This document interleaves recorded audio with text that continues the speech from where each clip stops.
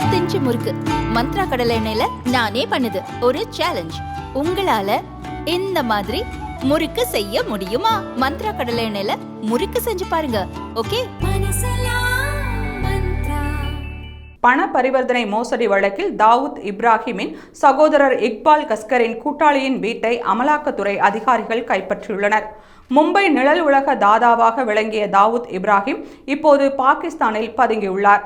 இப்ராஹிம் மும்பையில் இருந்தபோது தானேவை சேர்ந்த ரியல் எஸ்டேட் அதிபர் சுரேஷ் தேவிச்சந்த் மேத்தாவிடமிருந்து தாவூத் இப்ராஹிமின் சகோதரர் இக்பால் கஸ்கர் மற்றும் பலர் மிரட்டி பணம் பறித்ததாக குற்றச்சாட்டு எழுந்தது.